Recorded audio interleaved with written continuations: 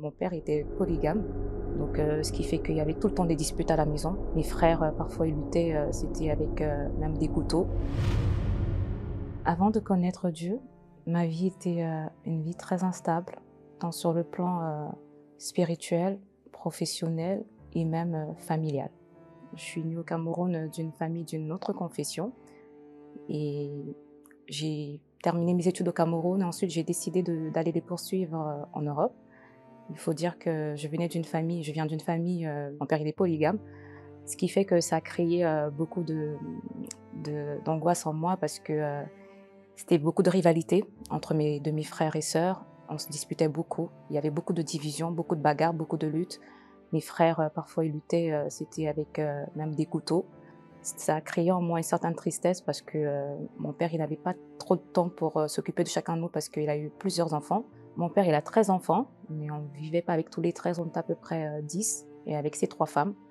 Donc, ce qui fait qu'il y avait tout le temps des disputes à la maison. Et il y avait beaucoup de soupçons de pratiques mystiques, parce que il faut dire que, enfin, c'était presque naturel chez nous de faire ce genre de choses, en fait. Donc, c'était pas quelque chose qui était vu comme quelque chose d'anormal ou quelque chose de mal. Et donc, ça faisait que chaque fois, on se bagarrait, chaque fois, on se disputait. Et moi, après l'obtention de mon bac, j'ai voulu tout simplement partir. Et quand je suis arrivée en France, j'ai cru qu'en fait, tout allait se passer comme sur un lit de rose, mais c'était pas du tout ça, parce que j'ai obtenu quand même un bac+5 ici en France, mais dans le domaine de la finance. Mais ça se passait pas comme je l'espérais. J'étais tout le temps, en fait, j'arrivais pas à trouver un travail. J'arrivais surtout pas à avoir aussi une stabilité administrative parce que on me refusait parfois un titre de séjour pour des raisons qui n'avaient pour moi pas de sens en fait. Et du coup, ça créait encore en moi plus de tristesse. C'est-à-dire, en fait, je voulais limite rentrer parce que pour moi, ma vie en France était un échec, en fait. Donc, j'arrêtais pas de dire, j'ai envie de rentrer parce que j'en pouvais plus. Je sortais parfois de la préfecture avec des larmes parce que j'étais humiliée.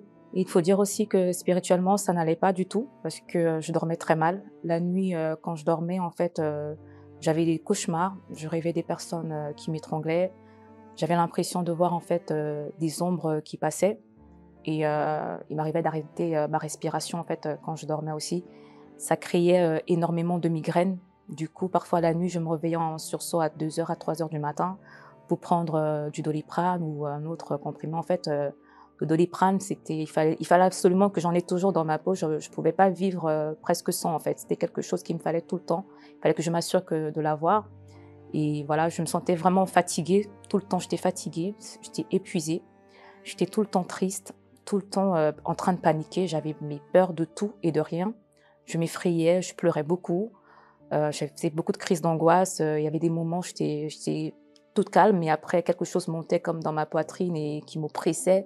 Une fois, quand je racontais par rapport à une situation que je passais dans ma vie professionnelle, à une amie qui m'a parlé justement des chaînes de prière qu'elle fait le lundi au centre d'accueil, je me suis dit, ben, pourquoi ne pas essayer d'y aller aussi pour essayer de voir un peu, parce qu'elle me racontait un peu son témoignage par rapport à sa vie professionnelle et ça me parlait. Et donc, j'ai décidé de venir, j'ai cherché le centre d'accueil qui était le plus proche de chez moi. J'ai décidé d'arriver au centre d'accueil.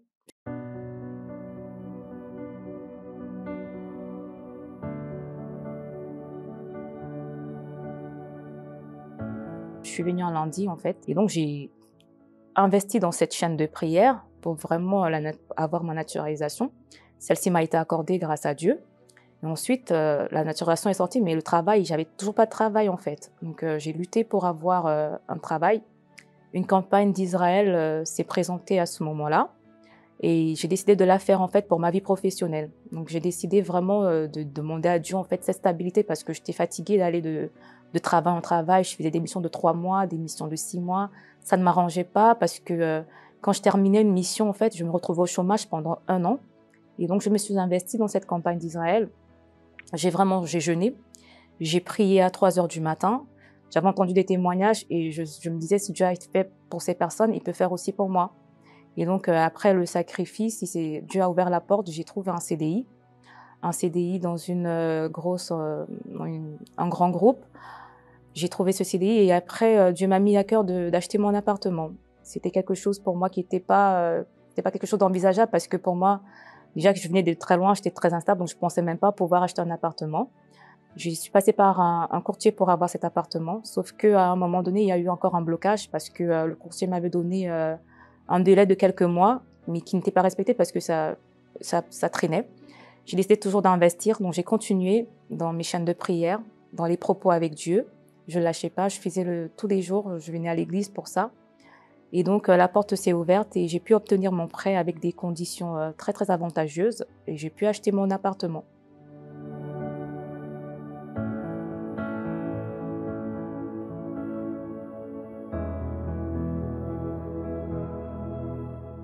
Et donc aujourd'hui, voilà, je suis vraiment, je dirais, stable. J'ai vraiment reçu cette stabilité, que ce soit administrative, que ce soit professionnelle. Et dans ma famille aussi, vu que je venais d'une famille, d'une autre confession, en fait, avec beaucoup de divisions. Aujourd'hui, ma famille, je vois vraiment la main de Dieu dans ma famille parce que on se disputait beaucoup, mais aujourd'hui, on est unis. Ma famille, elle n'a plus du mal. Mes frères qui voulaient pas du tout entendre parler de Dieu, qui étaient très bornés, qui voulaient pas du tout comprendre. Maintenant, ils voient la différence parce qu'il faut se dire aussi que ce qui a changé, c'est pas juste la stabilité professionnelle, mais aussi même émotionnelle. J'étais quelqu'un de très, très faible, très peureuse. Je me rappelle, on me surnommait la mollusque dans ma famille. Et du coup, aujourd'hui, quand je vois ce que Dieu a fait de moi, en fait, je suis vraiment quelqu'un d'autre, en fait. Et même ma famille me le dit, mes amis me le disent. Ils voient vraiment cette différence. Et quand je leur parle de Dieu, ils ont vraiment envie de venir, ils ont vraiment envie, ils sont curieux, alors qu'avant, je leur parlais de Dieu, mais ça ne les intéressait pas. En fait, à la ville où on est, il n'y a pas de centre d'accueil, mais quand je leur transmets le lien de parole de vie, ils sont assidus et ils voient la main de Dieu agir dans leur vie, aussi dans leur vie professionnelle. Mon frère qui n'arrivait pas du tout à trouver un travail, qui n'avait jamais travaillé de sa vie, il a réussi à avoir un travail en mettant en pratique sa foi, parce que je parlais un peu avec lui de comment on agissait la foi et il a suivi. Et Dieu fait le miracle, en fait. Aujourd'hui, on est vraiment unis. Bien sûr, il y a toujours un peu de dispute parce on est des humains, on est frères, mais il y a vraiment cette entente, il y a vraiment ce désir, il y a vraiment cet amour, en fait, que je n'avais pas du tout, en fait, avant. Aujourd'hui, venir à l'église, pour moi, c'est pas un fardeau, c'est pas quelque chose. Au contraire, c'est un privilège parce que chaque fois que je viens dans la maison de Dieu, pour moi, c'est un bénéfice, c'est un privilège. Je le prends pas, comme un acquis. Je me sens vraiment privilégiée. Avec Dieu, je peux vraiment tout, en fait. Je peux vraiment affronter tout. J'ai plus peur des situations qui peuvent surgir parce que je sais qu'il est avec moi, je sais qu'il me soutient et je sais que vraiment, je crains rien, en fait. Je ne crains vraiment plus rien, en fait. J'ai plus peur de vivre quoi que ce soit parce que voilà, il me soutient.